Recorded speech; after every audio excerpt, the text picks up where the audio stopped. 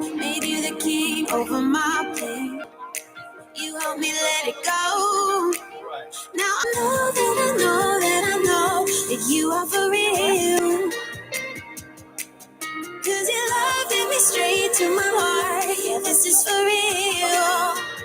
Everything I have is yours, Jesus, 'cause you gave it all. Heaven opened up my eyes. Giving it, I hear you calling me closer and closer.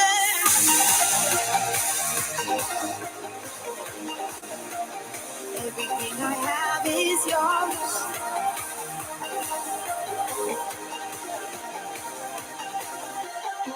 You made my life into something beautiful.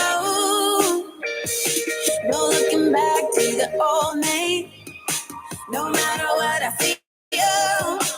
Now I know that I know that I know that you are for real.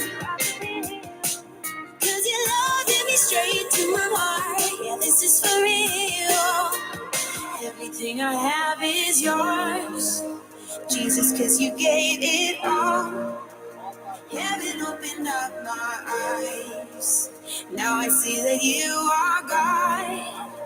Everything I have is yours, Jesus, 'cause you gave it all. Heaven opened up my eyes. Giving it, I hear you calling me closer and closer.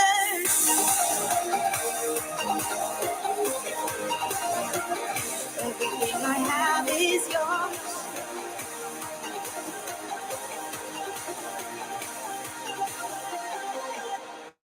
Heaven's eyes on earth now. Fill this place. Fill this space. Heaven's eyes on earth now. Fill this place. Fill this space. Fill this place. Fill this space.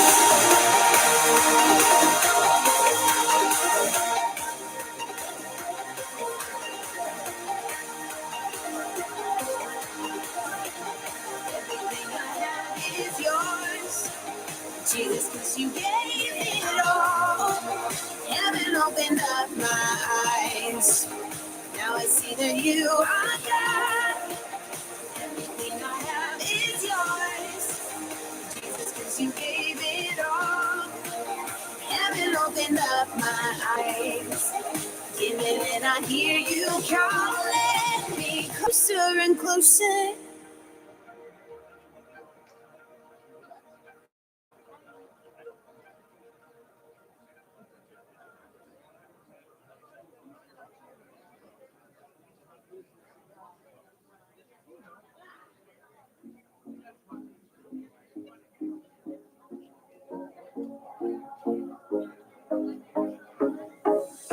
I'll run to you. You will always be enough. There is nothing like your love. I'll trust in you, 'cause no one knows me like you do. And yet still you want my heart.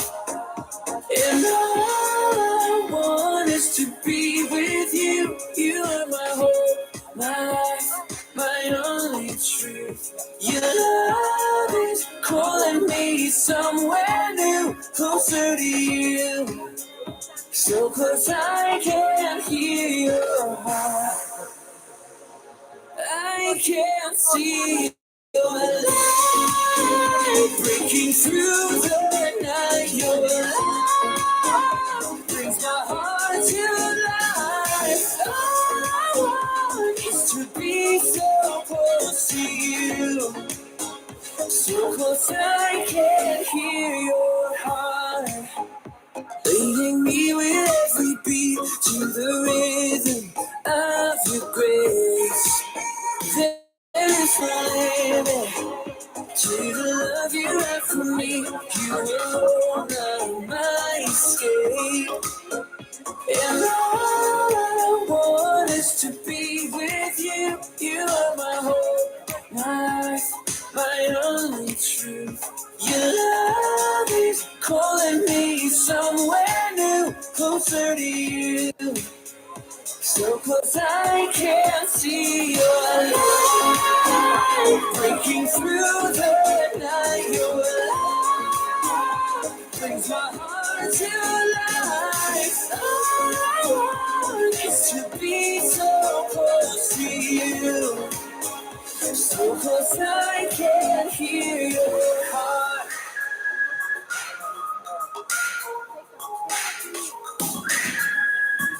I can see your light breaking through the night. Your light brings my heart to life. All I want is to be so close to you. So close I can see your light breaking through the night. Your light brings my heart to life. All I want is to be so close to you. So close I can hear your heart.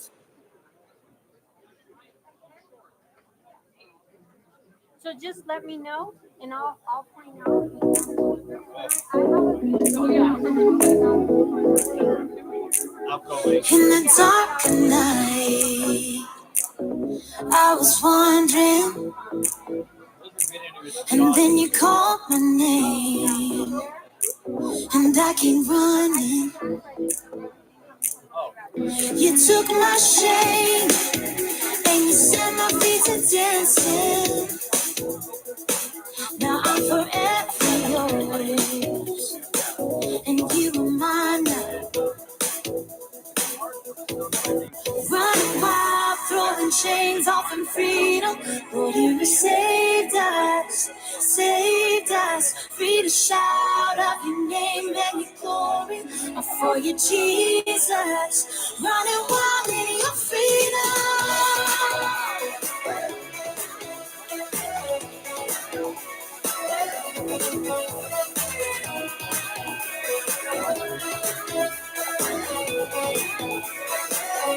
Living in your light, by your spirit, and now I know your voice, or I can feel it. You lead me on, and you set my feet to dancing. Now I'm forever yours, and you are mine now. Running wild, throwing chains off in freedom. Lord, you saved us, free to shout out your name and your glory.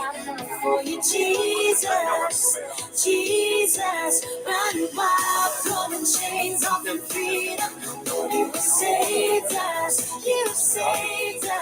free to shout out your name and your glory. For you, Jesus, running wild in your freedom.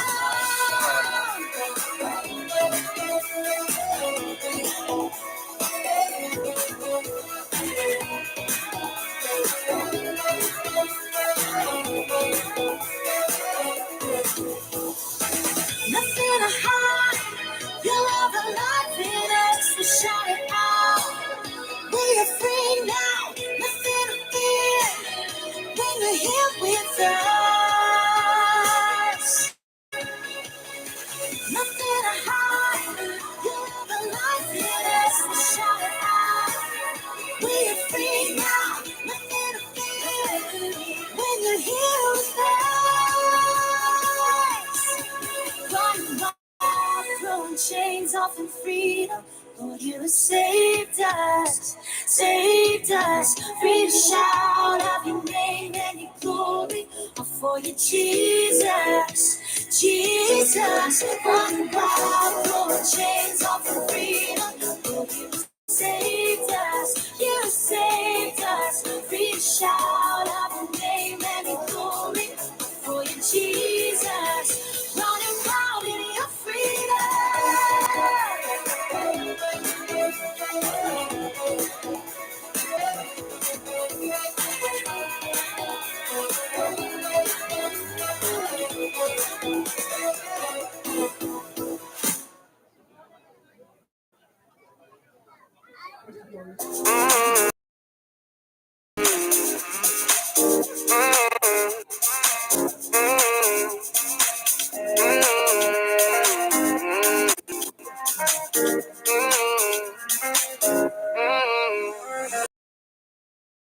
To the water,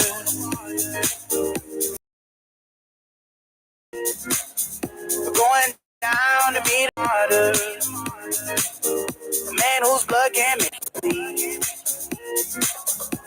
He bled for your forgiveness. He bled to make you free. So I'm standing as a witness to the mercy I receive. So follow me to the water, oh, drink and never thirst again, no, no. We're going down to see your mother. He's gonna wash away your sin, gonna wash away your sin. He's gonna wash away your sin. He's gonna wash away your sin. He's gonna wash away your sin. He's gonna wash away your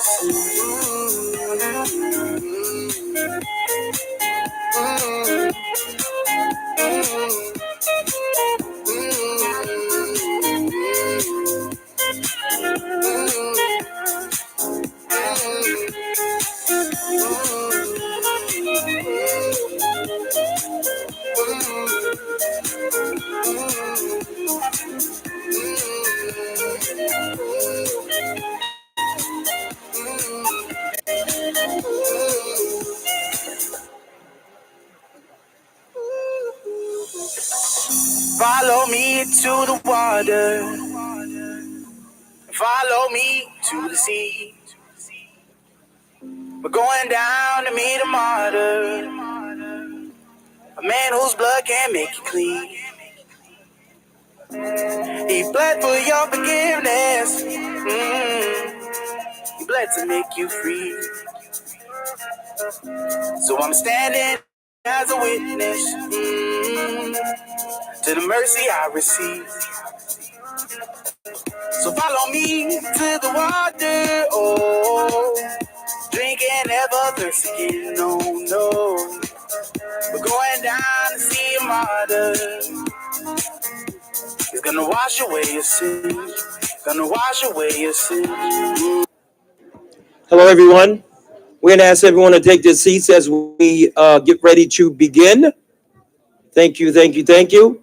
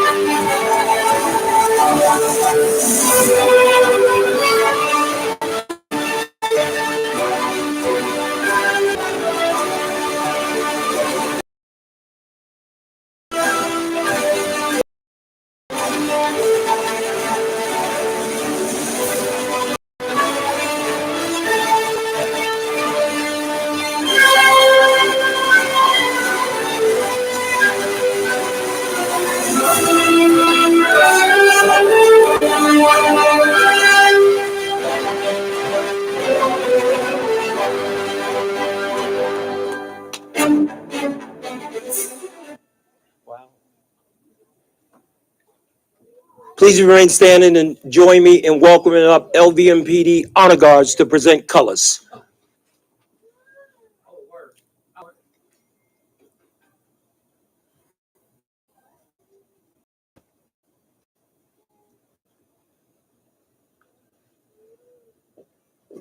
Detail. Halt. Left. Peace. Present colors.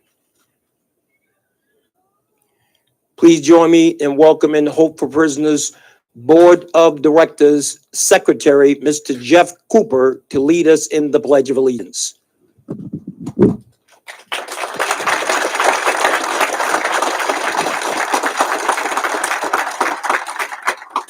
I pledge allegiance To the flag of the United States of America and to the republic for which it stands, one nation, under God, indivisible, with liberty and justice for all.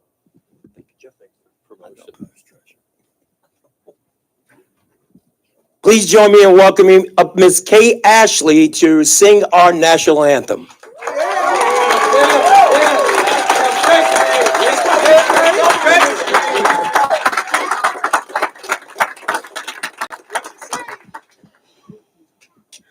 Oh, say, can you see by the dawn's early light what so proudly we hailed at the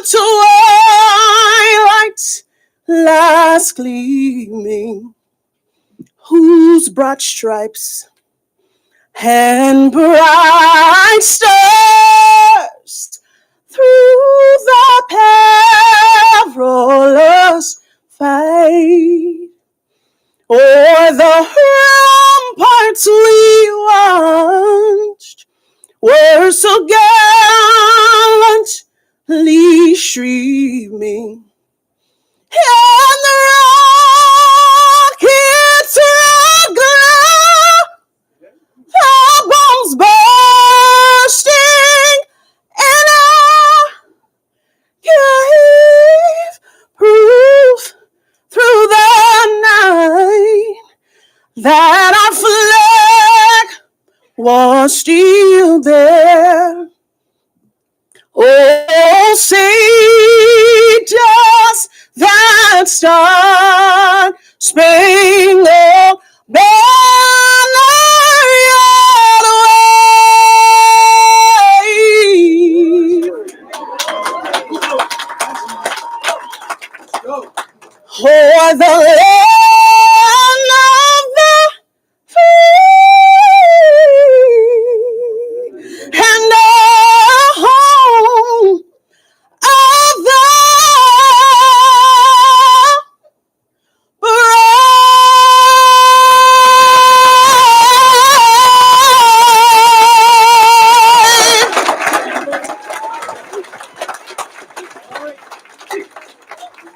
Forward. March.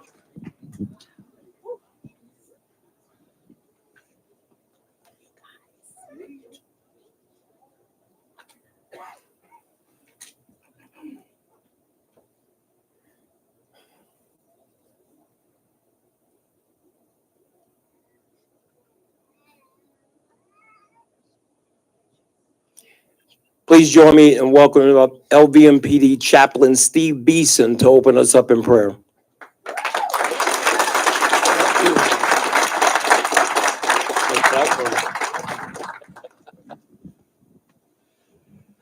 How you guys doing?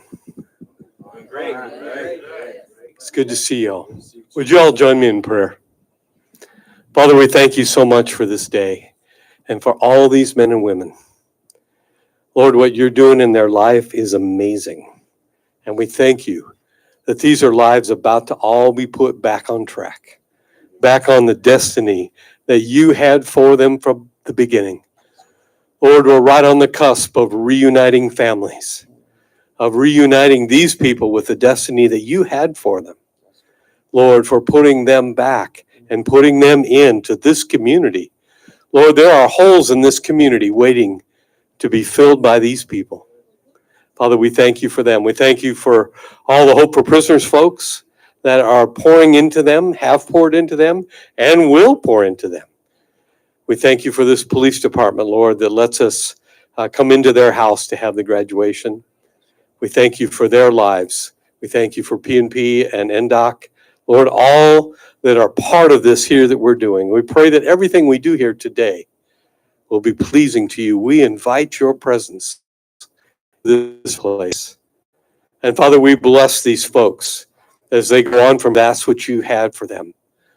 Lord, we know that scripture, Jeremiah 29:11, people quote it all the time. I know the plans I have for you, says the Lord, plans to bless you and not to curse you, plans to give you hope and a future. In your precious name, amen. Amen. Thank you, Steve. Thank you. You may all be seated.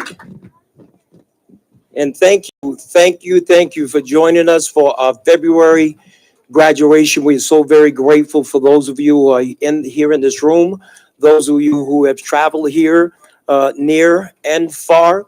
We want to say thank you for everybody who's joining online. Want to give a big shout out to the men out at Southern Desert Correctional Facility who's joining. We're looking so very forward to working with you. Want to give a big shout out to the ladies out at Florence McClure's Correctional Facility. We're looking so very forward to the day that you will be in here. We want to say hello to all the folks that are joining, watching from the Hope for Prisoners Facebook page from around the world. We thank you very much for being here. So for those of you who this may be your first time to Hope for Prisoners, I'm just going to take a few minutes to just share with you who we are, what it is that we do, what is that brought us to this moment, and the things that we can expect moving forward.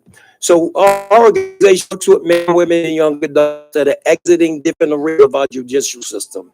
And what we not only get acclimated back in the workplace, but we make sure there's mechanism in place through partnerships we built up with employers. Many of them are here in this room today that are going to be offering employment opportunities to our graduates this very day. But we also address the needs for them to get acclimated back into their family.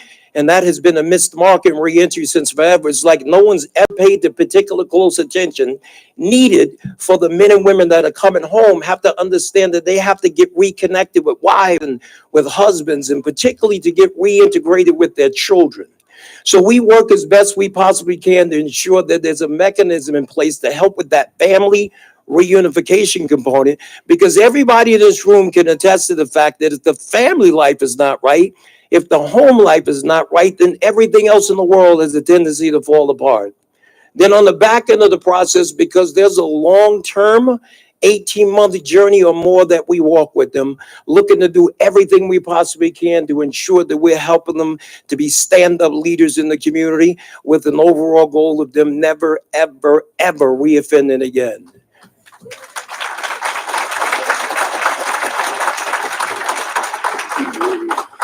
So Hope for Prisoners birthed out my own personal experiences.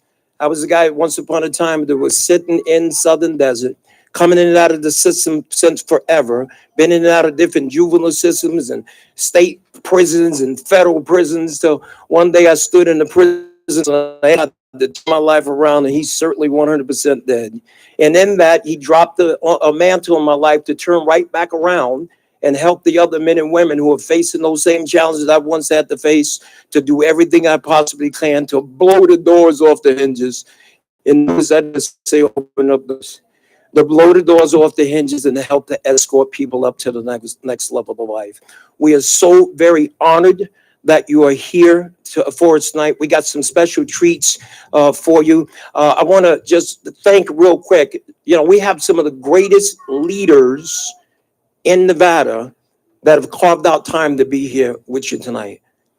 You're going to hear from them in a minute, but I want you to first say hello to the administrator from the Nevada Equal Rights Commission, Miss Kara Jenkins. Say hello.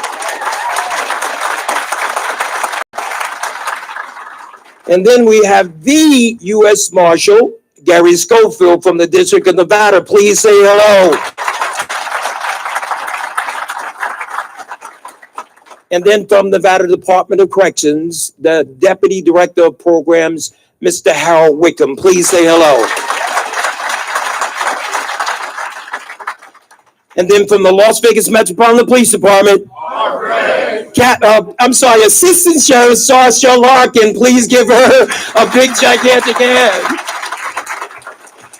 Sasha, I was about to run through the ranks all the way from, because we've been there. And also joining us from the 8th Judicial District Court, administering our oath to our graduates, is the awesome, honorable Jacqueline Blue. Please give her a big, gigantic hand. There's many things that we train people, because one of the things that we found dealing with the population is that the vast majority of people really do want to change. They have no idea how to do it. So for so long, we've been telling people from this segment of the population to come home from prison and be a productive member of the community without any idea what that might look like. Or we tell people to, take their rightful positions in their home as the husbands and fathers that God created them to be, but they have no healthy reference point of what that might look like. So we take them through this very intensive, you're going to hear a little bit about this pre-release and then post-release, to make sure that we're there with them to not only walk out all those incredible things that they learn, but to be able to be there for them, to help them to navigate the different challenges they're going to be facing during the reintegration process.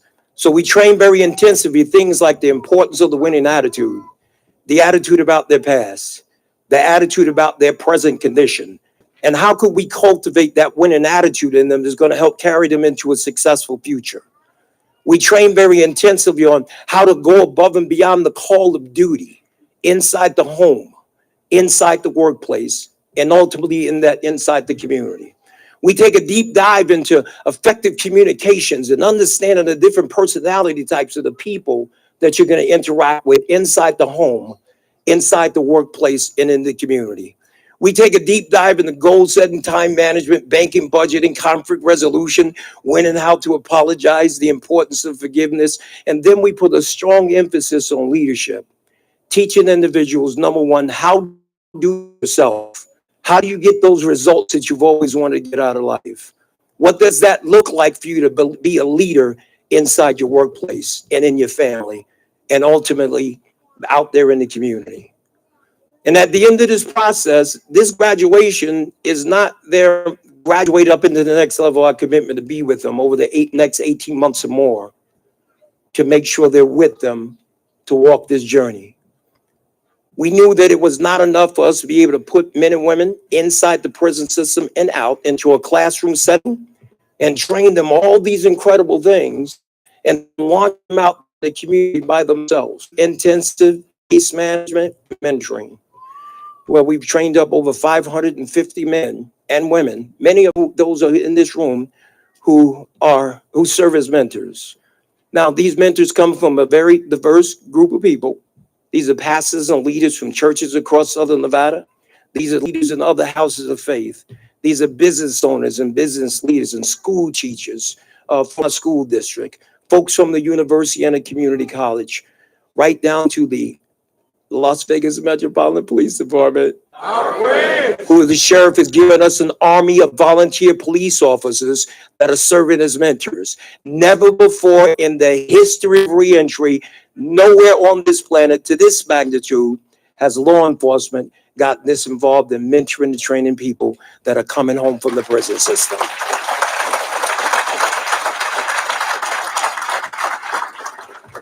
And experience that phenomenal success, we pride ourselves in making sure that we bring back an alumni graduate who once upon a time stood in this room, who was once upon a time on the other side of the camera, not only in Casa Grande, but also inside Florence McClure. She graduated Hope for Prisons and simply just excelled. But I'm not going to tell her story. I'm going to let her tell it. But please understand, when you hear what's coming out of her mouth, she once sat where you sat. If you guys would please put your hands together for the Hope for Prisoners rock star alumni, Miss Nicole Tangway.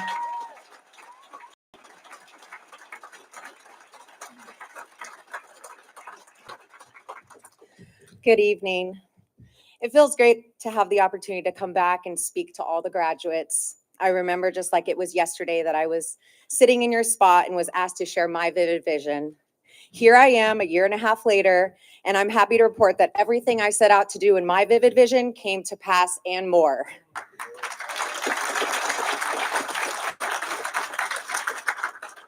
A little bit about me. I was born and raised in Southern California and moved to Orange County when my parents divorced. My dad took custody of me and my brother when we were just 8 and 9 years old. My father worked hard to provide a good life for us, but we had to grow up quickly without a mother.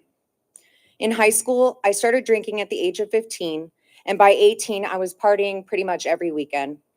At 21, I started working in the nightlife industry and worked my way up to an executive marketing position at a large casino on the Strip. The hospitality and nightlife industry required us to network and go out a lot, and I was drinking at least 3 to 4 nights a week. This lifestyle was only sustainable so long before I started having marital problems and used drinking as a way to cope. In 2015, I was involved in a DUI car accident that resulted in an 8 to 20-year prison sentence. I never could have imagined that choosing to get behind the wheel impaired would take someone's life and forever alter the trajectory of mine. As I walked through those prison doors, I had no idea what would lie ahead, but I knew I had to use this time to better myself and help others along the way. I first learned about Hope for Prisoners in 2017 when I was an in-house resident at Casa Grande. I heard about the annual Christmas event and asked John Ponder if I can volunteer to help decorate and serve food the night of. It was during this special night that I saw just how amazing Hope for Prisoners was. Seeing all the people with their families and children, opening gifts, Christmas music playing, and everyone having a great time. I was in awe that we could experience something like this and we were still incarcerated. Fast forward 2 years. On March 16, 2020, our city went on lockdown for COVID-19. Within weeks of being on lockdown, Hope for Prisoners had an entire computer lab up and running, not only for individuals to take vocational courses, but to allow those of us who wanted to attend college to have the ability to do our classes via remote learning. If it wasn't for Hope for Prisoners providing the computers, I wouldn't have been able to start the master's program that I'd recently been accepted to at UNLV.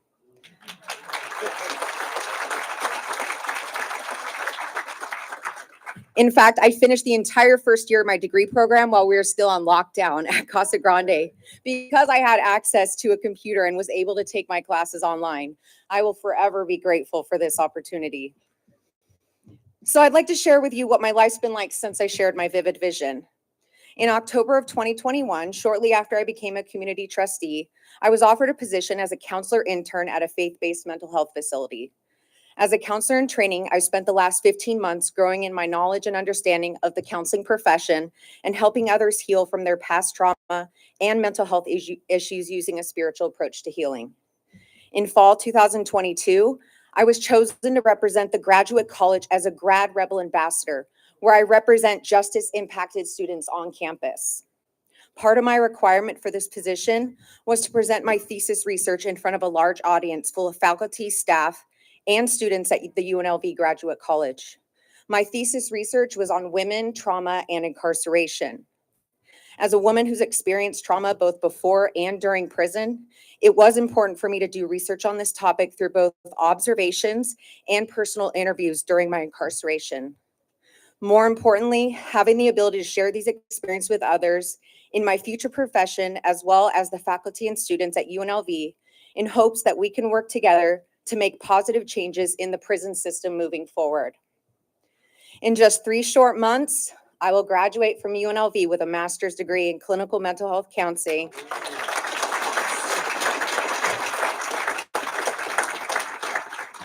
and an advanced graduate certificate in addiction studies. In addition, I will also be receiving an honors medallion at graduation for my extracurricular achievements and on-campus involvement, as well as recognition for placing as a top 3 finalist for my thesis presentation.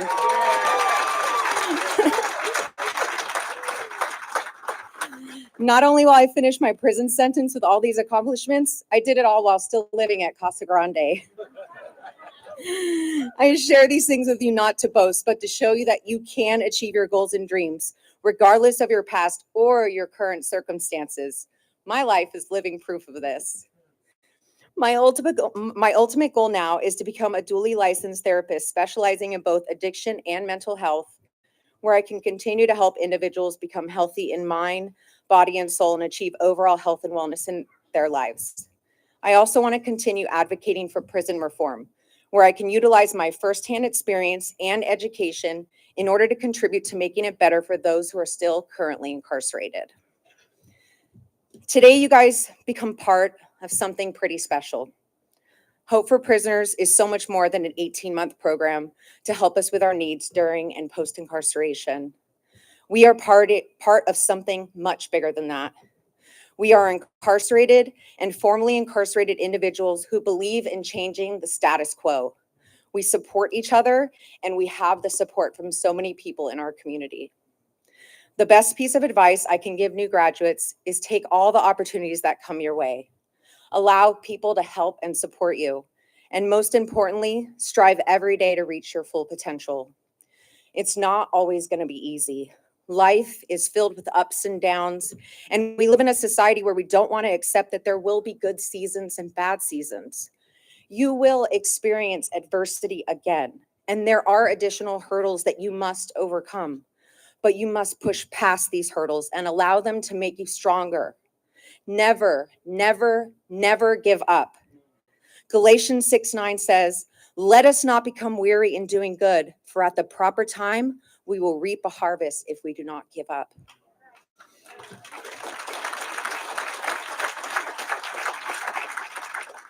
I have held on to these words of this scripture as this promise comes from God himself.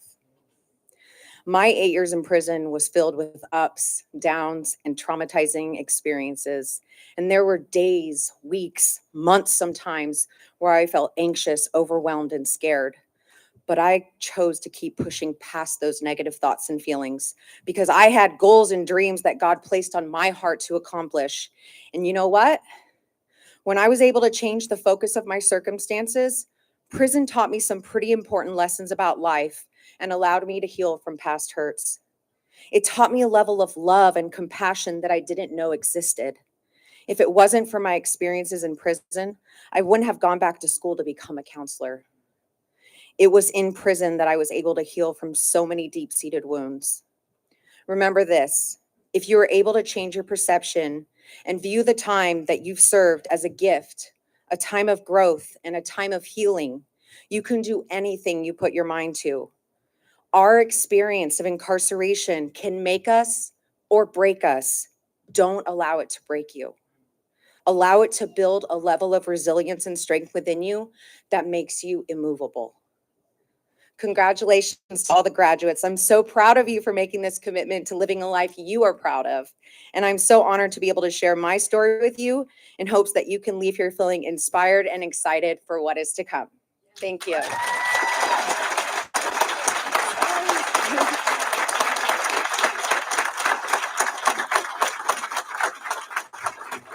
Nicole Tangway, you guys, isn't that awesome? We're going to have an opportunity here, some vivid visions from our folks. And what it is we do during that vivid vision is we challenge our folks to take a look at their life 1 year from graduation day. In other words, it's February 17, 2024. And we ask them to take out a piece of paper and walk us through a day in their life. And then at the end of it, we take a copy of it.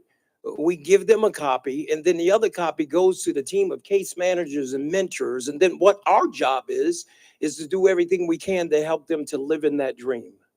Anything less than that, we just be some regular reentry program, providing services and providing jobs.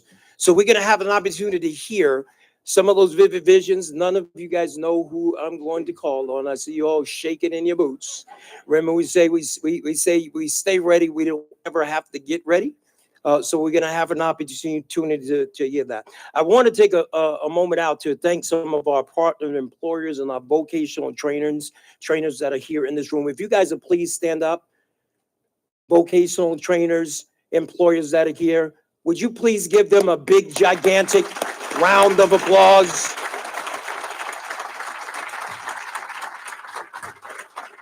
So many of the employers that are here in this room are able to provide employment at sustainable wage jobs.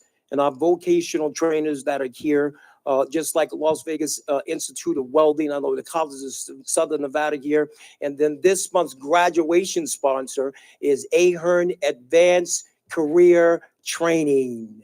Can we give them a hand? And we're going to take a minute to hear from the president of Ahern ACT, Mr. Lloyd Benson. Would you come up, Lloyd Benson?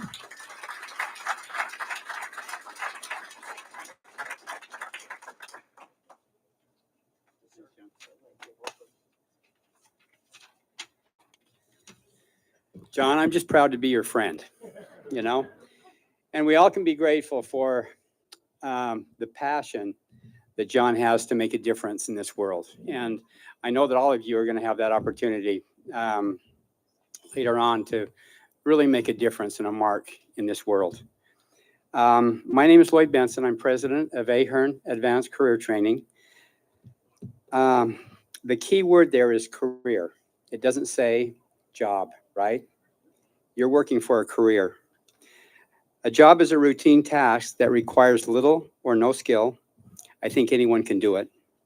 A career is an occupation or profession requiring specialized training that brings value to you and your family that sets you apart.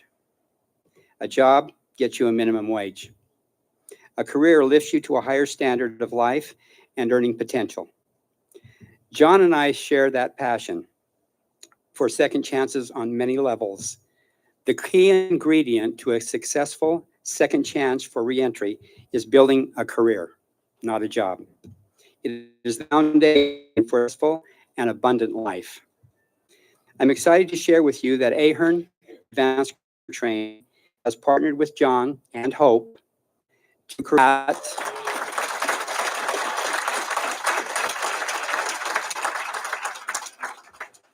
that will include CDL, commercial driving license, AAC, heating and air conditioning, plumbing, welding, and culinary programs.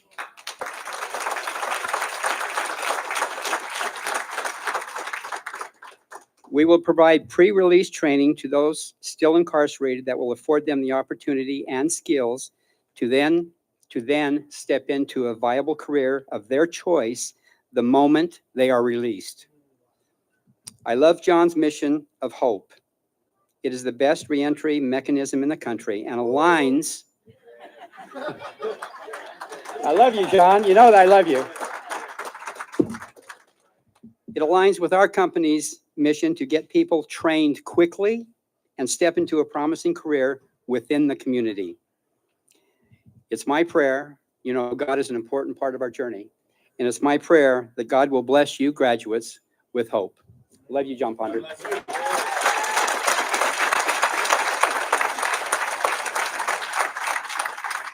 Can we give Lloyd another big, gigantic round of applause? And I am certainly hoping that the men out in Southern Desert and the women out in Florence McClure heard what it was that he said. I want to give a big shout out. I want everybody to say right now, 2J. No, you got to say, you mean it, say 2J. Because I want to shout out you guys, the men in the North Valley complex that we work very closely with. We just want to say hello to you and looking forward to the day that you will be sitting here graduating as well. Can we give them another big, gigantic round of applause?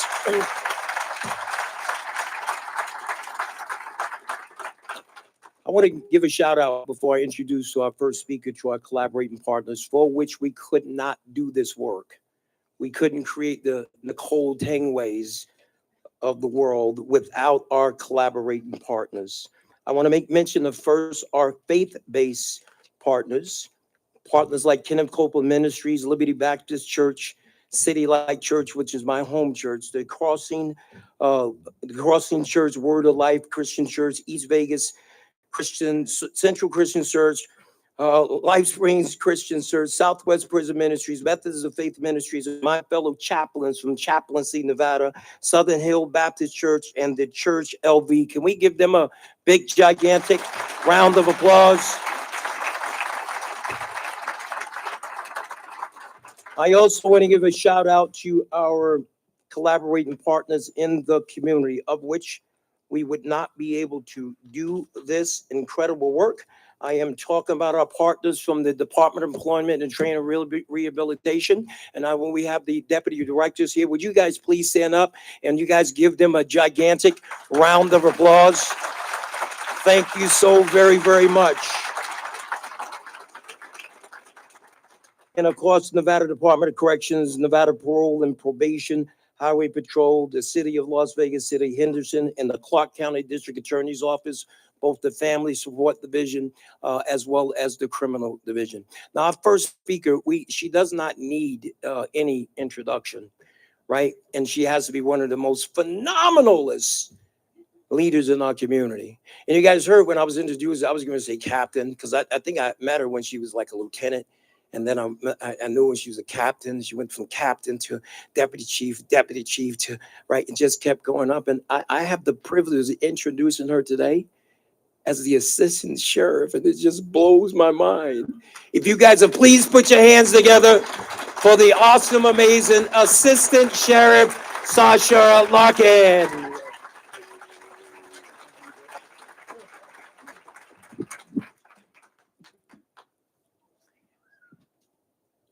Have you ever bowed your head in prayer and paused just for a moment?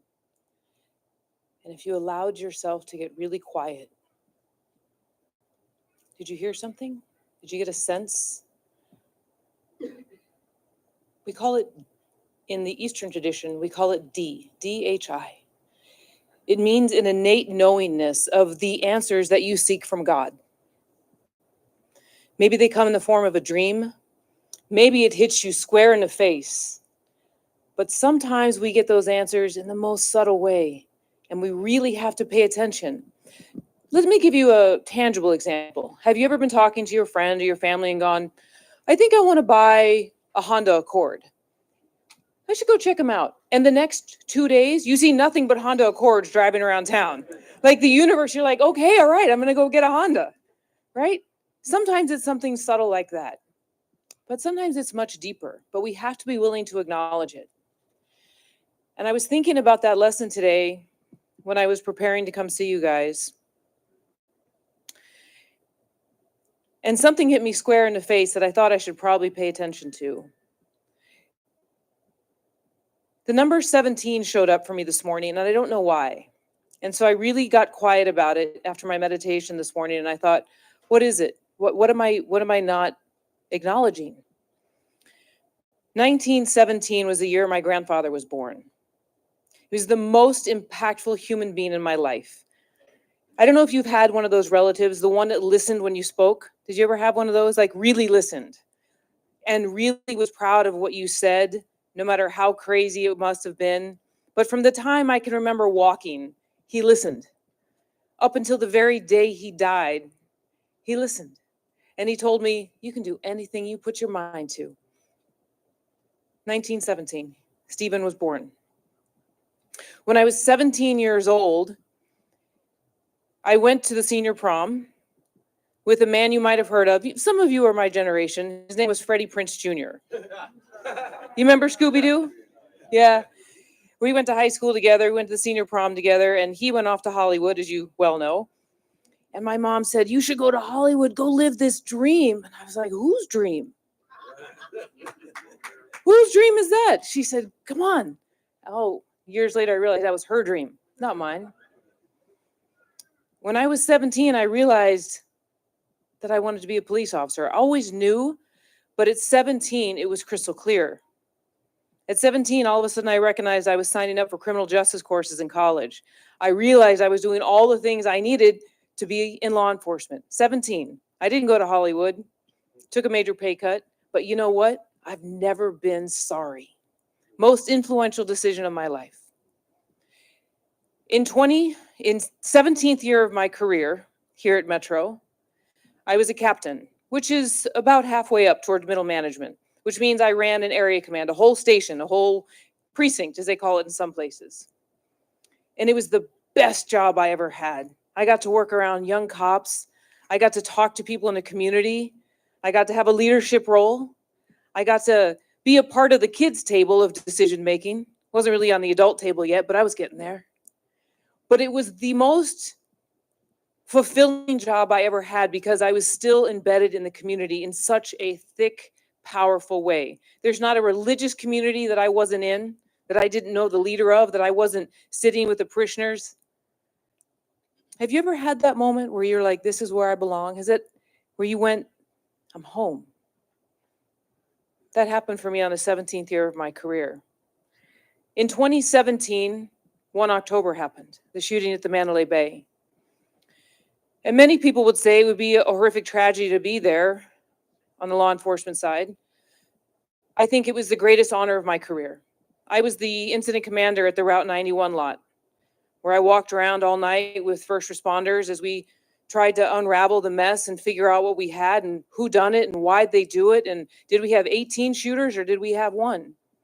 And when we went around to those bodies that were in the field and tried to help the families that were looking for them, it was the most horrific day of my career, but the biggest honor that I think I've ever been a part of, because I got to lead the young men and women in this organization through a time that we couldn't have fathomed.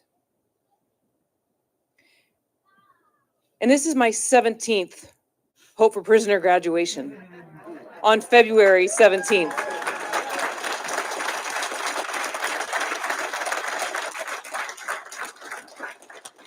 So I'm not sure what it means, but here's my message for you.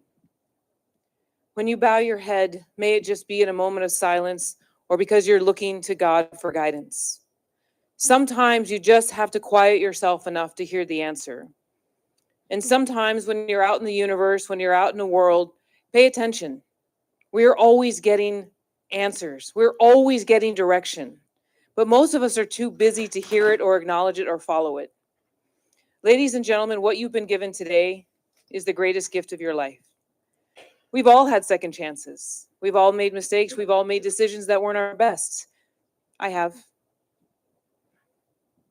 And I brought my son with me tonight because I'm really proud of you guys. And he said, Mom, is this a sad experience? I said, no, it's the happiest day of their life and ours. Because what you're going to do is go out into the world and be whoever you create yourself to be. Whoever you want to be. You get to fill out a job application, get into a new relationship, parent your children, talk to your parents, and be whatever version, my guess is the very best version of yourself that you want to be. So as you go home tonight and in the coming weeks, start to put pen to paper. You have your vivid visions, but start to create the ideal version of you. What does that look like? And whenever you get to that point, I don't want you to put I will. I want you to always say it in the present tense as though it's already come to fruition. I am. Right? In the Eastern philosophy, we call that manifestation, right? But the power of manifesting, you have to get rid of something that no longer serves you. Maybe it's smoking. In my case, it's usually ice cream. But if I'm looking to create change, I give up something that, it's kind of like during Lent, you give up something that consumes your time or thoughts or energy so you can make room for something that replenishes you, that invigorates you and inspires you. So going forward, find those moments of clarity, hear the answers that God is freely giving you, and be very clear on what the best version of yourself looks like. Because as you heard from your Vivid Vision graduate, those words are powerful, and she put them down on paper, and not only did she achieve them, she surpassed them. Guess what? You're next.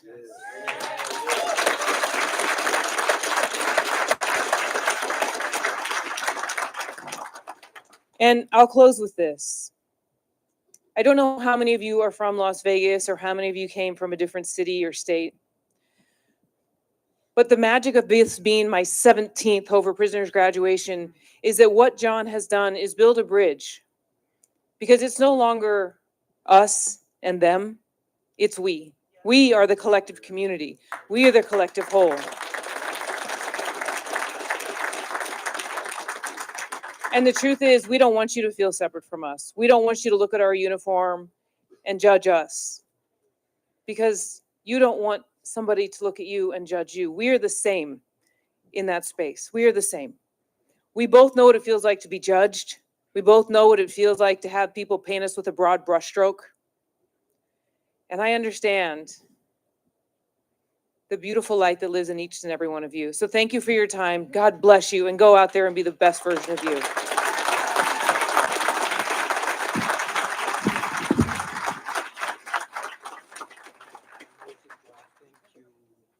Can we give Sheriff Lockett another big, gigantic round of applause? Awesome, awesome, awesome. I think we have time for a vivid vision. And again, in this vivid vision, we challenge them to take a look at their life 1 year for today and to help them to become the Nicole Tangways. If you guys would please put your hands together for the Hope for Prisoners graduate, Austin Herring.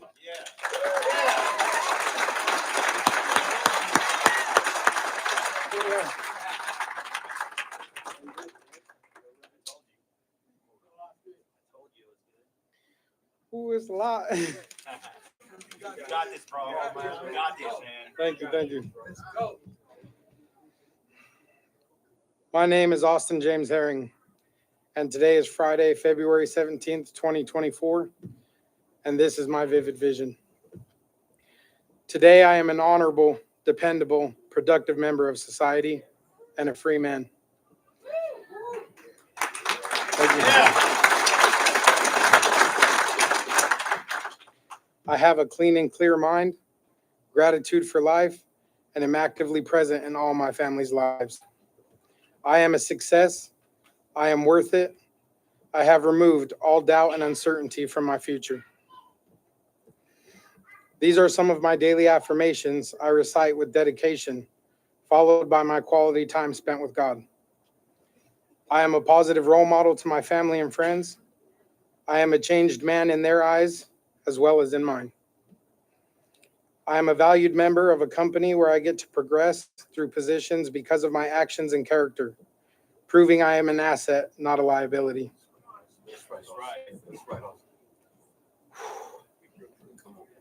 I have achieved financial stability, and I am working toward being a business owner of my own.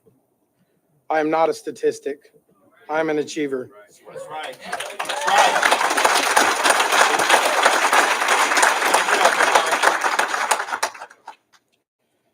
I wanted this for myself more than anyone could ever want it for me. And I'm striving. I own my own vehicle, I pay my own bills, and I'm held accountable not only to myself, but by my family and Hope for Prisoners. I am investing my time and experience back into the program that invested so much more into me.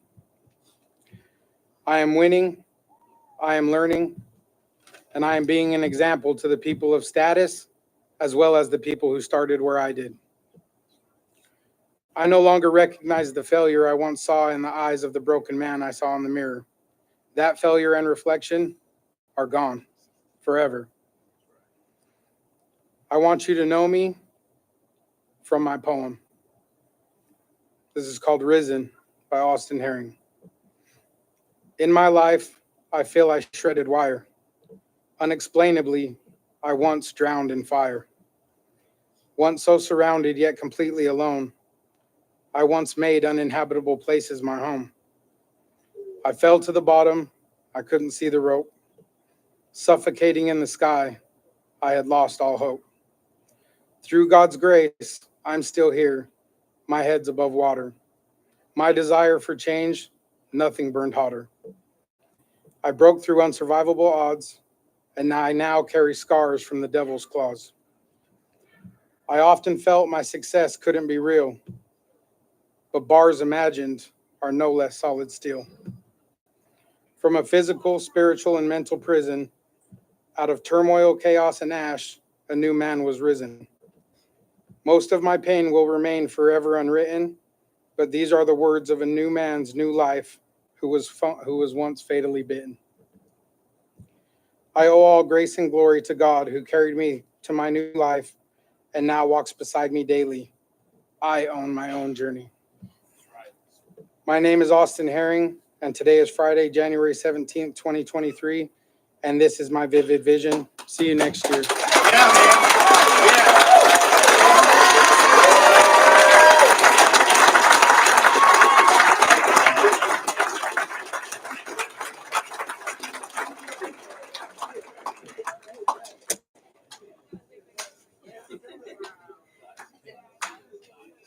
See how powerful it is? Yes, sir. Faith in the future, you find hope in the moment. Let's make way for our next speaker. Again, he needs no introduction. He's someone I've known over 10 years, and again, one of the greatest leaders, not only in our state, but in this country. If you guys would please put your hands together for the U.S. Marshal from the District of Nevada, Marshal Gary Schofield.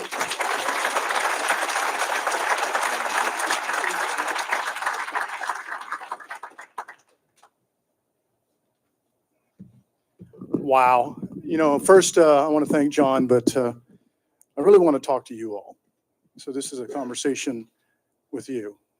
And back to what Sasha talked about today, about a connection to what God is telling you if you pay attention to different things in your life. And as you prepare to come here, normally I would have put together a speech and those types of things. But I was at the federal courthouse. So I'm at the federal courthouse this morning, and I see over 200 people showing up with their families to be sworn in as American citizens. It's a joyful day at the federal courthouse. It's not always like that for those of you who've been through the federal system. And they're standing in the hallway, they're dressed up, and it's like the crowd here. You're surrounded by your family, and you're connected to your family. And they've become part of a dream that is America.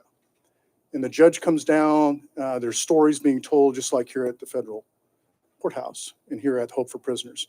So John put together the same type of environment. And then I got on the elevator at the federal courthouse and went upstairs and walked into the Honorable Judge Mahan's courtroom. And I'm sitting there and I'm watching a young man by himself. By himself. He has nobody with him, no family with him. He's pleading guilty to multiple charges. The law clerks are sitting in there.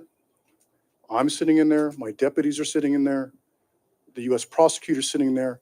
And by the end of it, he's looking at almost 140 years in prison.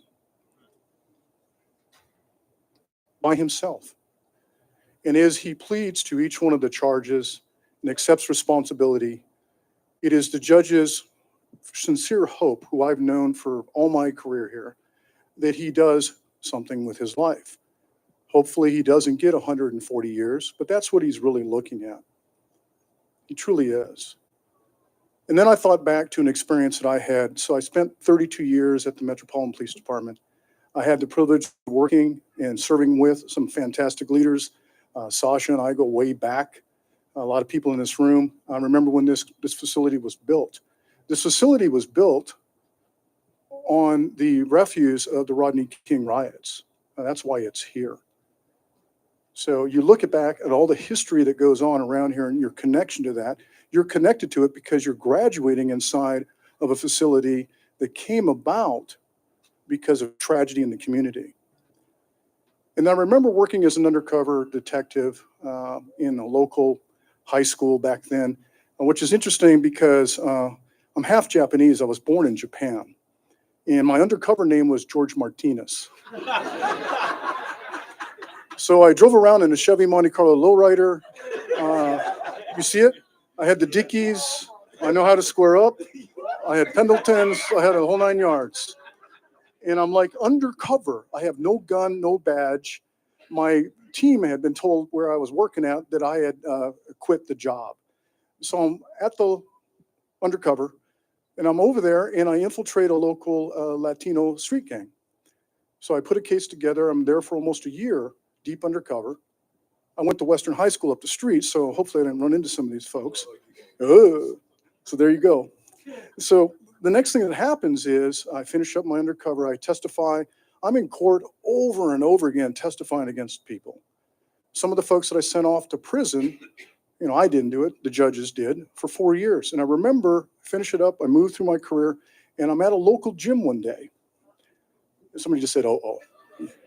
And I look up, and one of the guys that I had worked that knew me as George, he's there, thinking to myself, oh no. He's going to walk over and he's going to recognize me. My hair's cut now, but he's still going to walk up, and he walks up to me and he goes, that's about it. because, you know, he doesn't want to recognize me in the whole 9 yards. And over time, what I noticed was he got a job there. And I knew the owners of this gym. It was long before 24-hour fitness existed. And then he started out as a janitor. And then one day he walks up to me and goes, "Hey, what's going on, George?" I go, "George, it's not my name. My name's Gary." He goes, "Yeah, whatever, George." So the thing about that was, over the next 4 to 5 years, we would see each other at the gym. I'd be working out, he'd be working. He advanced up to being the person that takes care of the equipment, all the way up to assistant manager. And then one day he walks up to me and goes, hey, Gary, hey, you're like up there in Metro, aren't you? I go, yeah, I guess. I think I was a deputy chief or captain or something like that. He goes, hey, I want to see my kids. Okay. Can you write a letter on your letterhead from your agency to the judge? What do you think I said? Yeah, I can do that for you. He goes, hey, okay. And he got access to his children again. So today is about, at the very beginning, seeing family around you, to watching a young man looking at no family with him, to reconnecting with family because he had worked hard to get back. He had convinced other people. I didn't need to write the letter. But he got access to his kids. And from last time I heard, I haven't seen him in a while, he's doing fine. He's a productive member of society. He's doing well in his community. He's moved on. So my hope for you all is that you don't end up being, ever again in your lifetime, a young man standing in court by themselves, surrounded by all this authority and the United States government's power being talked about mandatory, because unlike the state system, there is no parole. It is the amount of time that you're going to get. So congratulations. You deserve everything that you got. I know from working around John for so many years that you'll do fantastic things. But the only person that's going to make you a prisoner from this point forward is you. God bless you.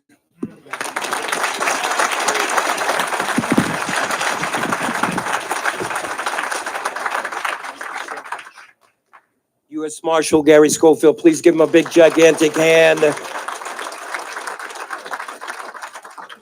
I think we have time for another vivid vision. If you guys would please put your hands together for Mr. Gregorius Solomon.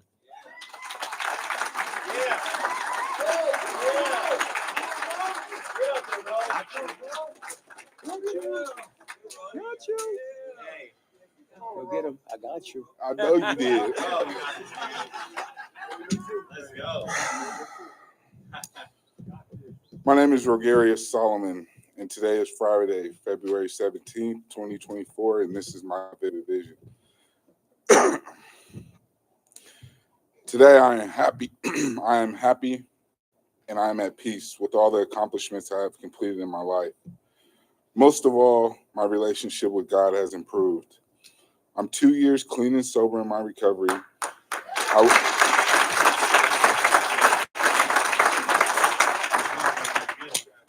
I'm 2 years clean and sober in my recovery. To wake up 2 years clean, living a life of purpose, makes me feel like I'm living my best life.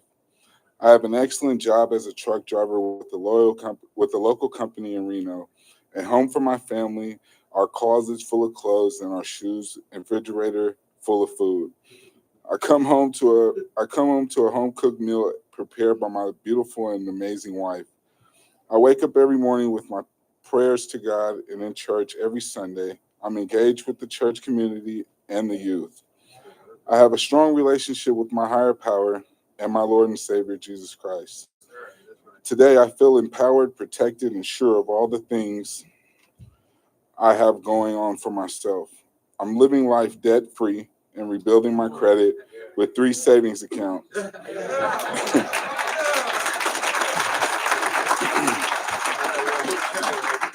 One for emergencies, one for buying a house, and one for our family vacations. Even through these accomplishments, I see myself always striving to do better than yesterday, elevate higher than yesterday, and growing more as a person, a husband, and a father than yesterday. My name is Rogarius Solomon. Today is Friday, February 17th, 2023, and this is my vivid vision.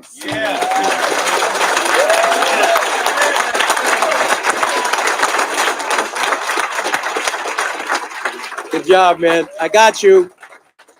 Man, was that amazing or was that amazing?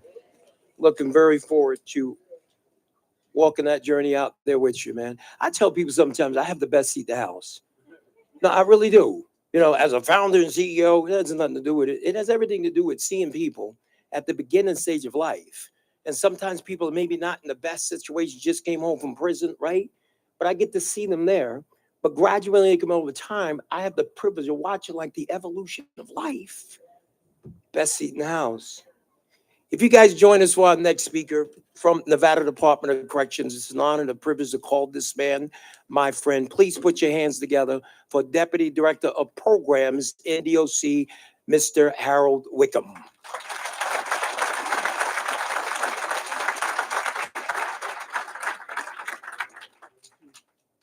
And foremost, congratulations.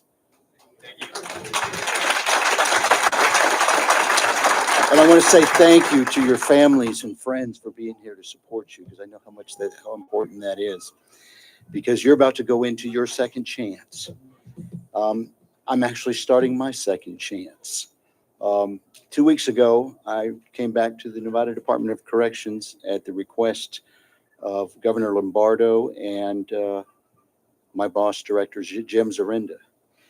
So Nicole, I can promise you, the only reason I came back is to make those changes that you see in your vivid vision.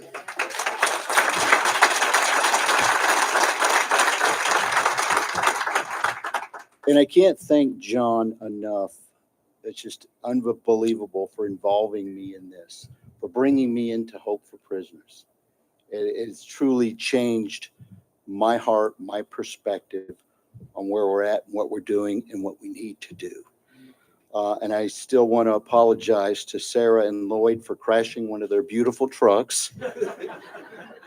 It's an unfortunate incident. The wind blew me right off the road. And the only good part about it was a simulator and not a real truck. But I thank them for what they bring. It is phenomenal, the opportunities. And I said this last night when I was doing a town hall with the residents at Casa Grande.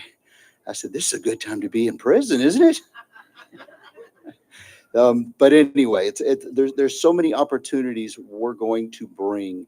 And through community partners like John and Lloyd and Sarah and so many other community partners that are going to help us to change the face of corrections. Not only are we going to change the face, we're going to change the whole nature of the way we do business.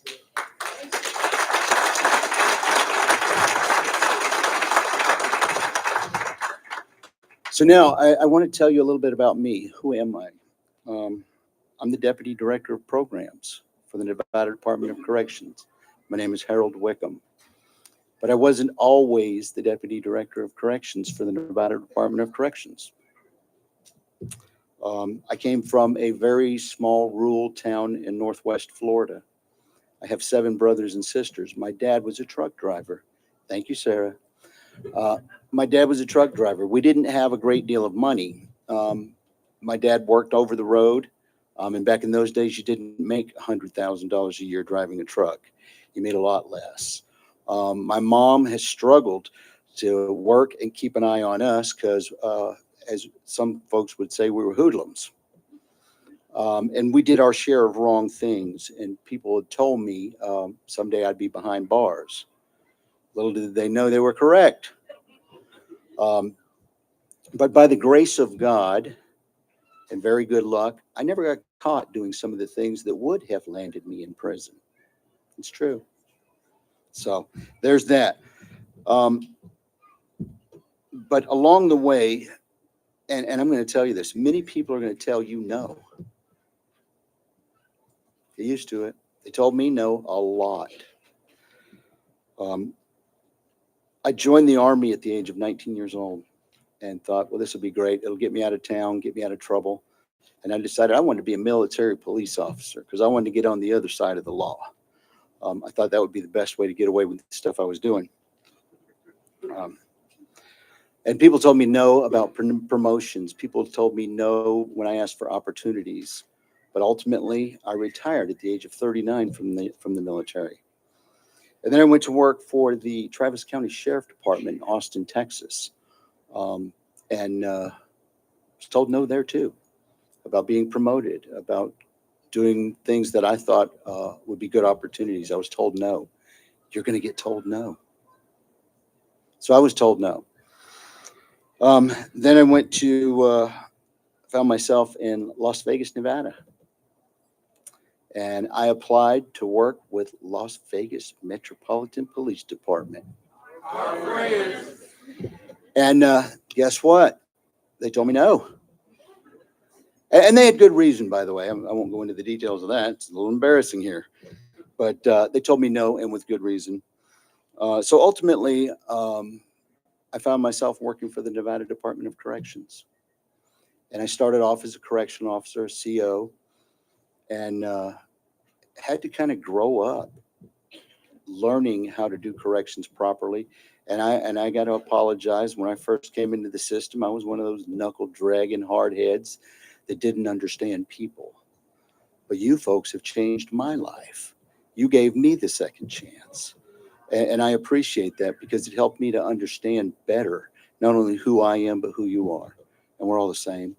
We're going to get told no, or we're going to get past it. When I graduated the academy for the Department of Corrections, I was nominated to give the class speech. And I went up and I gave my little speech. And I told the class, I said that one of my goals was to be your warden one day. Well, they laughed. And they said, no way. Well, now many of them work for me. Not kidding. My first supervisor, I asked him about being a senior correctional officer. And he told me no. So I didn't apply for senior correctional officer. I applied for sergeant and got it. And went back and told that sergeant, how you like me now? But I was told no. When I went to be associate warden, I talked to an associate warden. I'm like, hey, how can I be an associate warden? He goes, don't worry about it. You're not going to get it. He's still an associate warden. He works for me. So anyway, my whole point to that is life is going to tell you no. But I'm the type of person, I'll find a way or I'll make a way. But I'm going to get there. And it's all about attitude. Attitude is everything. If you want something that you've never had, you've got to do something you've never done. And it can be challenging. It's a tough road. Martin Luther King once said, and I love this, he says, if you can't fly, then run. If you can't run, then walk. And if you can't walk, then crawl. But by all means, keep moving. And so just don't stop when you hear that word no. Don't let that be the end. Don't let that stop you. When you reach your goals, set another one. Because I can tell you, my goal in life when I was young was not to be the deputy director for the Nevada Department of Corrections. Really wasn't. I wanted to be a truck driver, like my daddy. And now I found out I can't drive in Prairie. So, but my first goal in life was to simply get a job. And then it was to get promoted in that job and then someday retire from it. Well, now I've retired twice and I got my second chance to come back to the same agency because I think we can make a change. When I say we, I'm thinking John and Lloyd and all the community partners, but we can't do it without you because you are what brings success. You are what we work for to have success so that we can share this moment because it's significant. It's significant for you. And I know it's significant for me. This is the first time I've had opportunity to speak at a graduation. And I can't thank John enough for giving me that privilege. So I want to let you know that this is equally significant for me to be able to be here and share this with you and let you know, Nicole, we're going to make those changes. I promise you, or I'm not going to be here long. But I do want to leave you with one thing that it really, I'm sure you've heard it and you're going to hear it again. And that's from 1 Corinthians chapter 13 in the Bible. And I'm going to have to put my glasses on so I can actually see. Sorry. Comes with age. It says, love is patient. Love is kind. Love does not envy. It does not boast. It is not proud. It does not dishonor others. It's not self-seeking. It's not easily angered. It keeps no record of wrongs. Love does not delight in evil, but rejoices in the truth. It always protects, always trusts, always hopes, always perseveres. Love never fails. And now I want you to hear that again. Okay?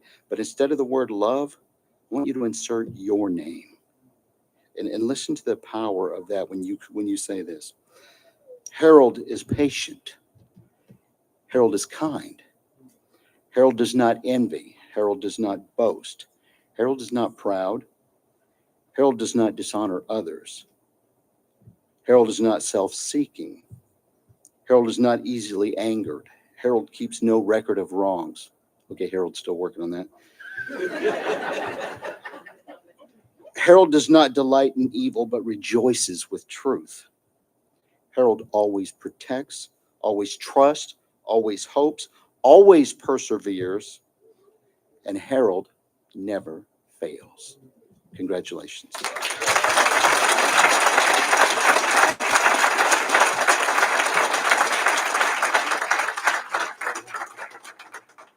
Can we give Dee Dee Wakeham a big, gigantic round of applause? I'm gonna take a minute to share something that I'm working with on Dee Dee Wakeham.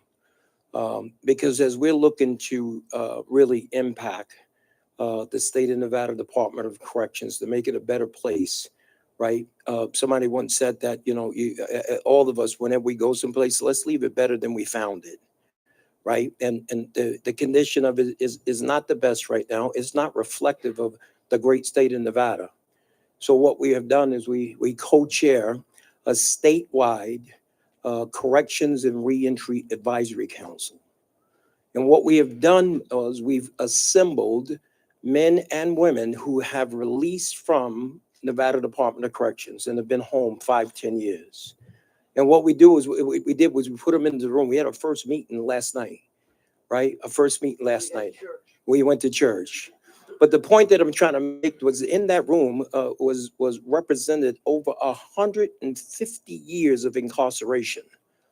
People who done time in the Nevada Department of Corrections. We're looking to glean from them. We're looking to learn from them. What are the challenges that you face when you were in corrections, right? What do you wish you would have had that would have better prepared you once you got released? So as we're gleaning that information, then we're going to go on a journey. And we're going into Southern Desert. We're coming to see you in Florence McClure. And we go to the other institutions around the state. We're going to put on some roundtable discussions. And what we want to do is we want to learn what are the challenges they're facing right now. Because any good business person wants to listen to the customers. And we want to find out what are the challenges. What is it that you wish that you have in this moment that's going to better prepare you for when you're released? And we're going to take the stuff from the outside. We're going to take the stuff that we learned from the inside.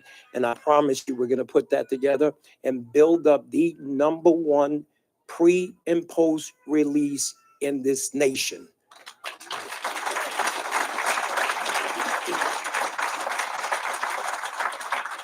Hey, so as we make way for our final speaker before we invite the Honorable Judge Bluth up, I have to tell you, and I could have read this bio. This is one of the most amazing ladies in our community. I know that she personally has a huge, huge heart for the community. When there's things that I need, I consider her my go-to person. She's a walking wealth of information.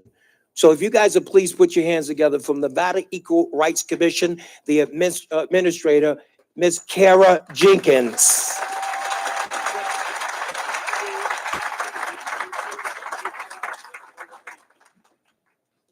Well. It's just me and one more speaker, and then we're here for what you all came to get. But I come bearing gifts, and I'm tall, so thank you. All right. My name is Kara Jenkins. I'm the administrator for the Nevada Equal Rights Commission, And thank you. I want you all to know that I too am very honored to be here amongst all these amazing people. And I'm just going to focus on the graduates because when I graduated high school, when I graduated undergrad and law school, I was right where you were at, and it just felt surreal. And then I was like, okay, we're going to eat after this. I got my family here. And then I was like, oh, my family, are they all going to get along? Will I go and walk? But anyway, stop. Look around. This is the moment. This will go by fast, but look at yourselves. Look how you're dressed. Look how far you've come. You're in cap and gowns. This is a moment. You have some of the highest ranking executives in state government in this room looking at you, congratulating you. I want to be here. One of the things I want to let you know about the Equal Rights Commission agency that investigates discrimination in employment, housing, and public places. Some of you want to buy a house. Some of you want to get a job. You don't want your criminal background to stop that, right? So you have rights with us. And I'm not going to get into that now, but I want you to know there are agencies out there that will help you if you feel you're being treated differently because of your criminal background. That is in your past. You're moving forward. So I want to congratulate you. So let's congratulate all the graduates tonight because we're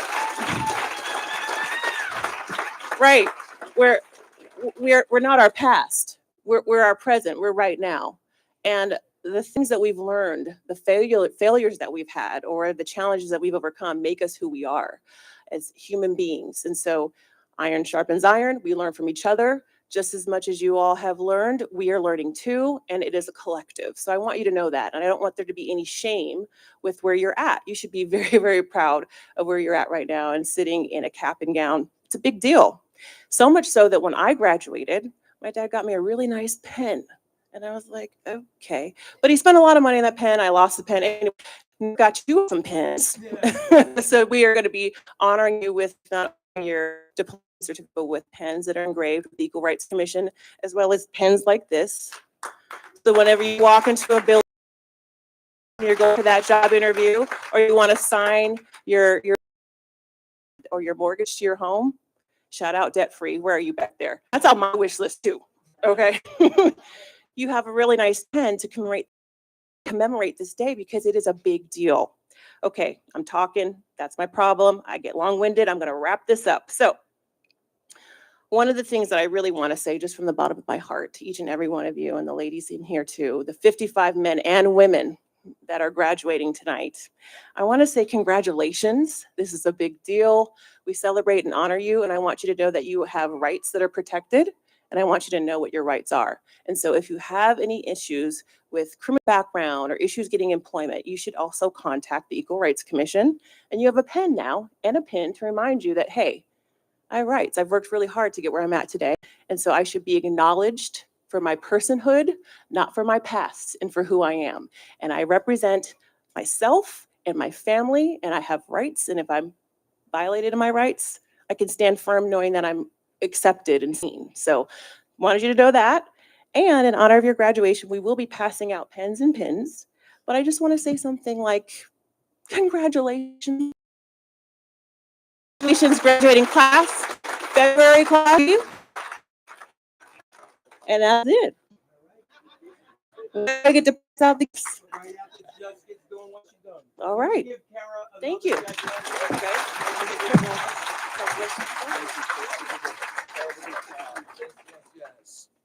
Can we give her another hand?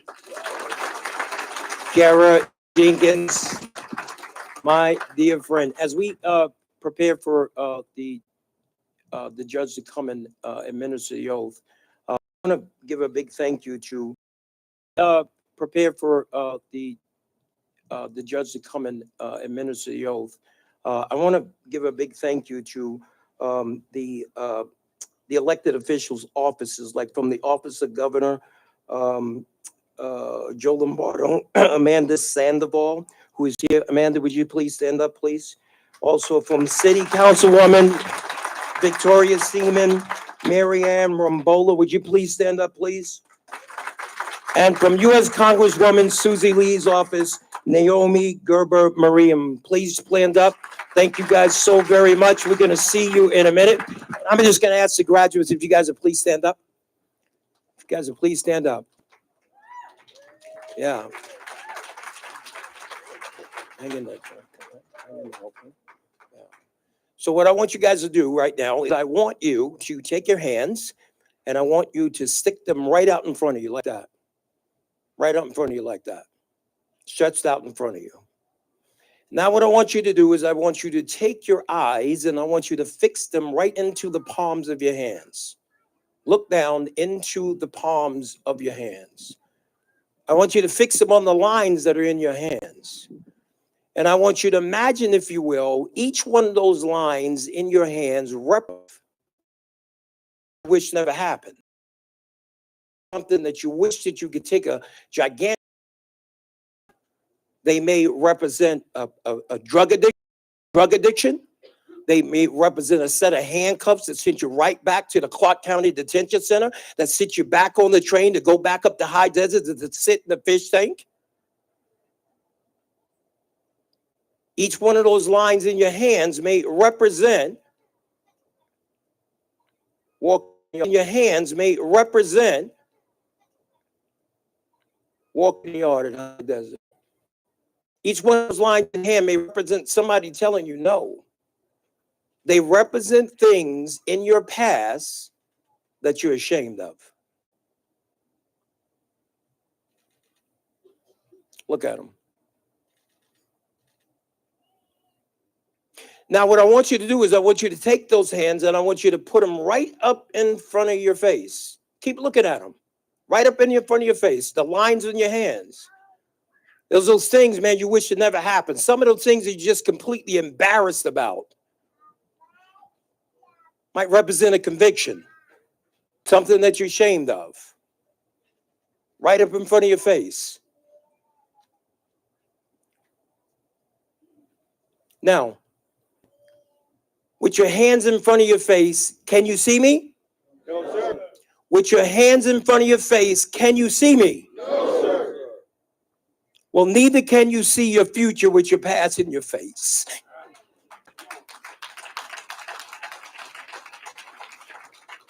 Hands down. It's over. Now you keep your eyes fixed on your future and that incredible, incredible life, and that incredible, incredible life that you're about to build for yourself. Would you please join me in welcoming the Honorable Jacqueline Bluth to administer our oath.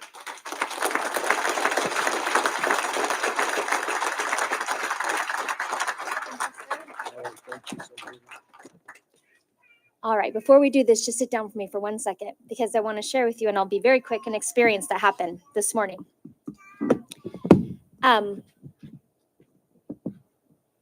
First, I want to thank so much, John, for allowing me this opportunity. And this is actually very, very special for me to be here. And I want to explain to you why. In the 8th Judicial District Court, there are 58 judges.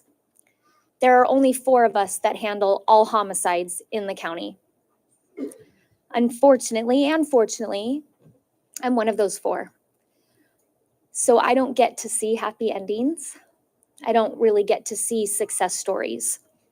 There are no winners in my courtroom, really, ever. People don't get probation or don't go to prison and get out. People lose their lives, and then families on both sides are destroyed. And so getting to come here is such a blessing because there is so much hope, right? There's so much hope. And so this morning, my husband said a sentence with the word hope in it. And I corrected him and I said, no, you mean faith. And he said, no, I mean hope. And then we got into a fight in the middle of Costco over what was the proper word, hope or faith. And then I explained to him that it was faith. And I thought a lot about that, you know, and it had nothing to do with Hope for Prisoners. And I thought about that as I was sitting here, and they're both beautiful. They're both beautiful things, right? But there is a difference, darn it. Hope is you're filled with it, right? You're filled with it and you're hoping it's going to happen, and it's right there. But faith is, you know, it's going to happen, right? Like, you know, it's going to happen. And that's why they're both beautiful. So here today, we're coming to Hope for Prisoners. But when you leave here, I hope you not only have hope, but I hope you have faith. I hope you have faith, because you deserve it. You really, really deserve it. And it's so important to know that not only do you have faith in yourselves, but look at all of these people who have faith in you, who've probably seen some really hard times, right? And have been there through those things with you and are still here for you. So I hope when you think of hope that you also think of its partner and you think of faith. So we're about to do the oath, and I give a lot of oaths. So whenever an attorney gets sworn in, you hand and give them oath, and that follow the laws of the United States, the laws of Nevada, and other judges sometimes.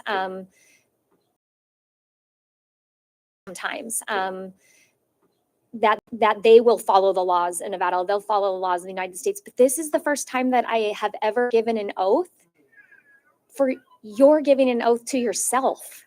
And I thought that was, I've never even thought of that before. And I just think that that's so special, right? Because you owe that to yourself. And I love that for you. I'm sure the last time you guys stood before a judge wasn't the best day, right? Wasn't the best day. But today you are standing, and I consider myself truly touched, because there aren't that many happy stories. But today's a happy story. So let's do it.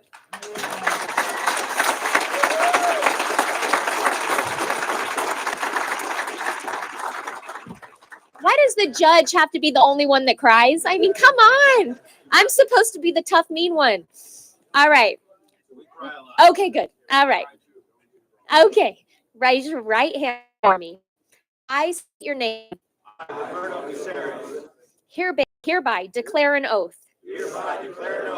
In the presence of family, my friends, and all those present, that I will fully embrace this opportunity for a new life.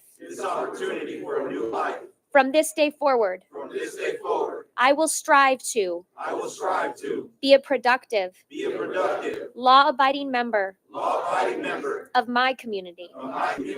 Be a person of honor and integrity. Be a person who sets positive examples for those around me. I will strive for all of these things as I am a person of value, a person who takes responsibility, a person with self-respect, who respects others. I will look toward the future, having learned from my past. My determined purpose from this point forward is to make the rest of my life the best of my life. So help me God.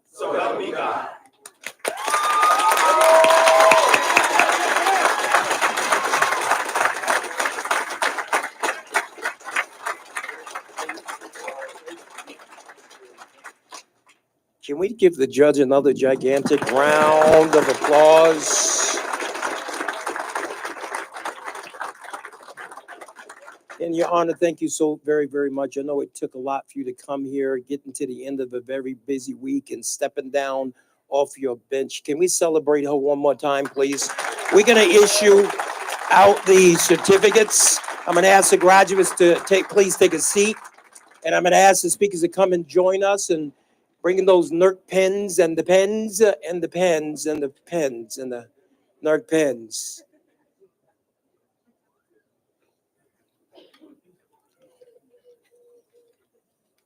It's really quick because it's 5,500. Put your hands together Congratulations. Please keep it going. Shelby Akaholo Volo. Congratulations. Please keep it going for the young eagle, Miss Sierra Brower. Let's keep it rolling for Roberto Civresa Silencia. Please keep it going for Mr. Sean Calloway. Congratulations, man. Mr. Antonio Callia. All right, man. Good deal, man. Congratulations. Mr. Christopher Cook. Congratulations, man. Mr. Bobby Crawford. Okay, I see you, man. Congratulations. Please keep it going for the one and only Mr. Roderick Davidson. All right, man. Congratulations. Mr. Darnell Davis. I see, man. That's swag, man. Very proud of you, man. I look forward to working with you. Mr. Alfredo Dominguez. Congratulations, man. Arturo Encicio. Congratulations, man. Let's please keep it going for Mr. Milton Ennis. Milton Ennis. Congratulations, man. Mr. One and only young eagle, Mr. Gino Finn. Congratulations, man. Yes. The one and only Mr. Frank Graham. Okay. Let's please keep it going for Miss Blanca Gutierrez.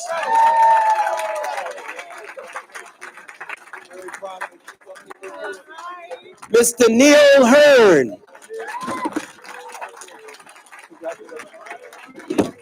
Let's give a big shout out for Mr. Vincent Hearn.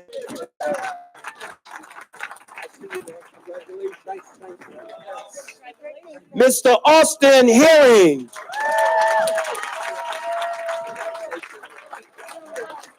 Let's keep it going for the young eagle, Mr. LaDon Hopkins.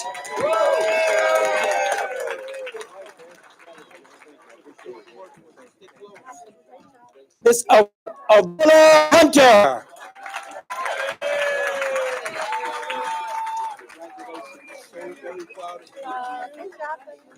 The one and only Mr. Julian Jackson.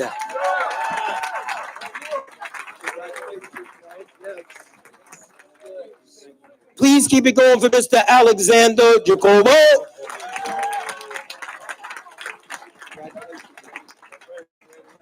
Ladaga.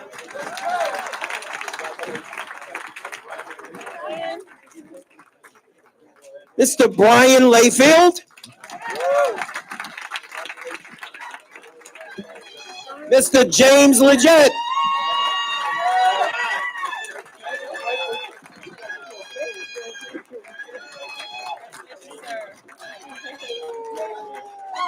Mr. Billy Linares.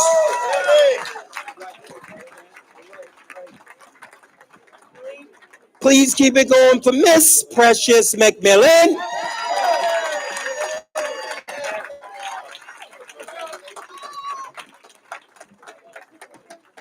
Please keep it going for Mr. Lawrence Williams. We have to switch it up. Okay, I see you. I see you. Good deal, man. Congratulations. Please keep it going for Mr. Kirby McFall.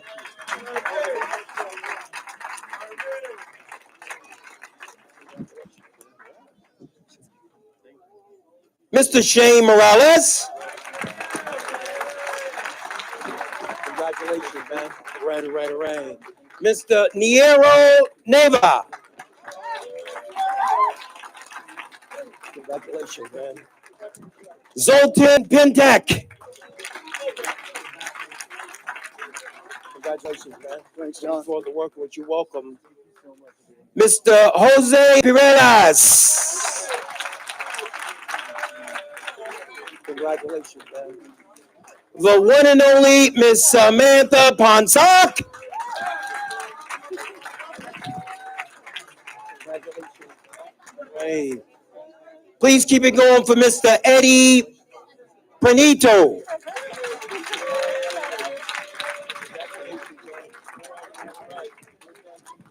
Alexis Quinn.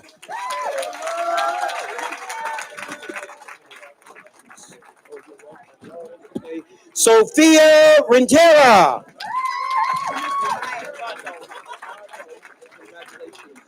Very, very proud of you. Mr. Juan Rodriguez. Congratulations. All right. Miss Antoinette Williams. I see you. You're welcome. Miss Roxanne Stampenfeld.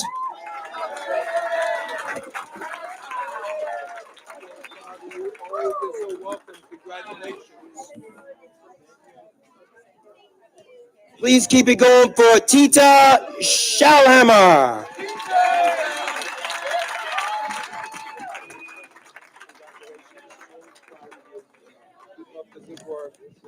The one and only Rogarius Solomon.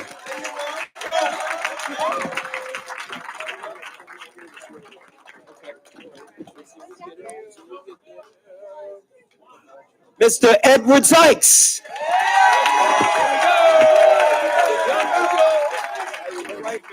Yes, congratulations. Miss Courtney Thompson. Okay, I see you. Oh, you're welcome, man. Congratulations. Stay close. Congratulations. Mr. Charles Timms. All right. Oh, you're welcome. It's not over yet. Renato Trujillo.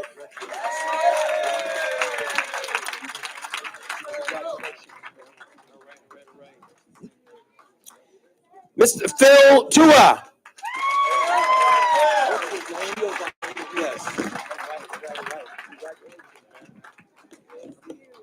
Mr. Giovanni Rivas.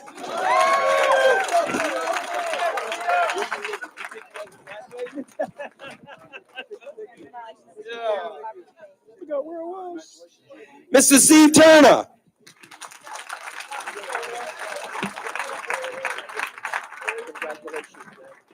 Proud of you. And last but not least, Mr. Jose Viela.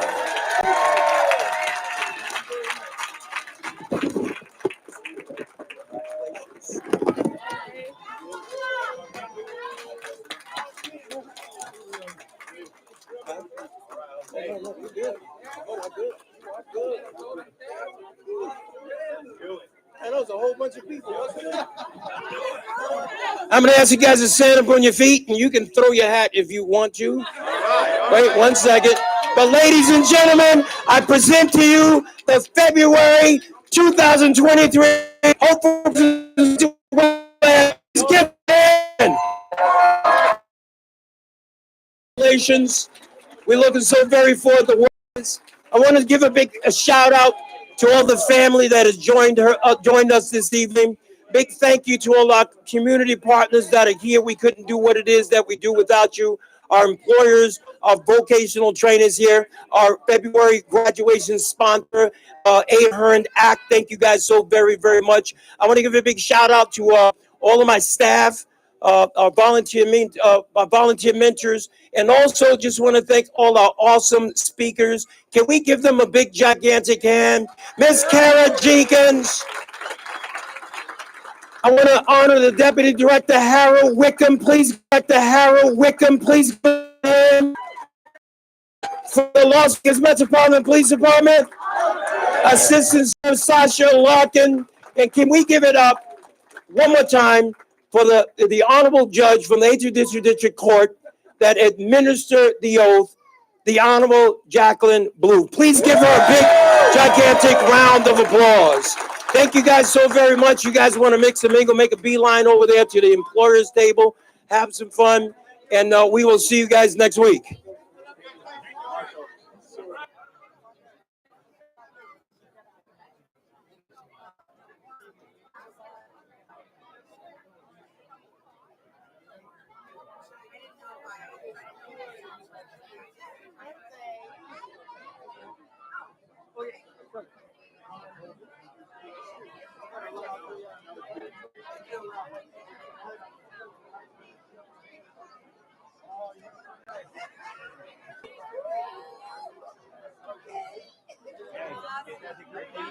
right behind you. So, yeah.